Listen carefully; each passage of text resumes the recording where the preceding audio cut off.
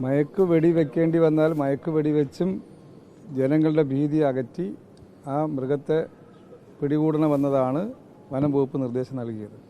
ഇന്നലെ തന്നെ നമ്മുടെ വനം വകുപ്പിലെ ഉദ്യോഗസ്ഥർ ഫീൽഡിൽ നേരിട്ട് നിന്ന് ജനങ്ങൾക്ക് ആശങ്ക ഉണ്ടായിരുന്ന ആ വിഷയത്തിൽ ഇടപെടുകയുണ്ടായി.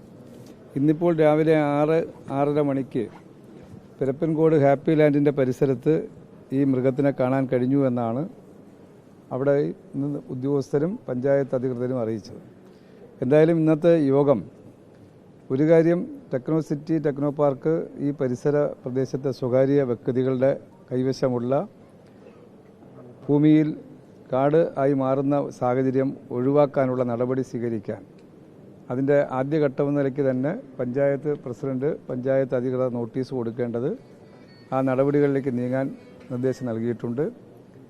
അത് ഒഴിവാക്കിയെടുക്കാനുള്ള ആലോചനാ യോഗങ്ങൾ ഗവൺമെൻറ് സ്ഥാപനങ്ങളുമായി ബന്ധപ്പെട്ട് ഗവൺമെൻറ് തന്നെ അവർക്ക് നിർദ്ദേശം നൽകുന്നതാണ്. രണ്ടാമത്തെ കാര്യം, ഇവിടെ ബഹുമാനപ്പെട്ട മന്ത്രി സൂചിപ്പിച്ചതുപോലെ ഇത് നിരീക്ഷിക്കാൻ ആവശ്യമായിട്ടുള്ള സംവിധാനങ്ങൾ മെച്ചപ്പെടുത്തുക. അതിവിടെ മാത്രമല്ല, നമ്മുടെ അതിർത്തി പ്രദേശം, വനാതിർത്തി പ്രദേശം വരുന്ന പാലോട്, നന്ദിയോട്, പനവൂര് ആ പ്രദേശത്ത് എന്താണ് സാധ്യത എന്ന് വനംവകുപ്പ് തന്നെ പ്രത്യേകം തീരുമാനിക്കാമെന്നാണ് മന്ത്രി നിർദ്ദേശം നൽകിയിട്ടുള്ളത്.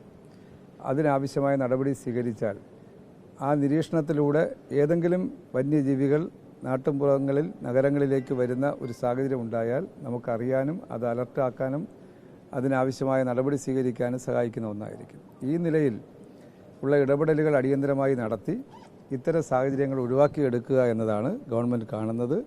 അതുകൊണ്ട് ആ ഗൗരവം കണക്കിലെടുത്തുകൊണ്ട് തന്നെ ഇവിടെ ബഹുമാനപ്പെട്ട വന്യമൃഗ വകുപ്പിൻ്റെ ചുമതലയുള്ള മന്ത്രി എന്ന നിലയ്ക്ക് ശശിധർ ചേട്ടൻ തന്നെ നേരിട്ട് ഇവിടെ എത്തുന്ന ഒരു നിലപാട് സ്വീകരിച്ചത് എന്നതാണ് എനിക്ക് പറയാനുള്ളത്. ജനങ്ങൾക്ക് ഒരു തരത്തിലുമുള്ള ഭീതി ഉണ്ടാകേണ്ട കാര്യമില്ല. ഇന്നിപ്പോൾ അതിനാവശ്യമായ എല്ലാ ക്രമീകരണങ്ങളും നടപടികളിലും ഗവൺമെൻറ്റും വകുപ്പും മുന്നോട്ട് പോയിട്ടുണ്ട്. കാട്ടുപോത്ത് ആ സ്ഥലത്തെത്തിയിട്ടുണ്ട്, അത് നിരീക്ഷണത്തിലാണ്.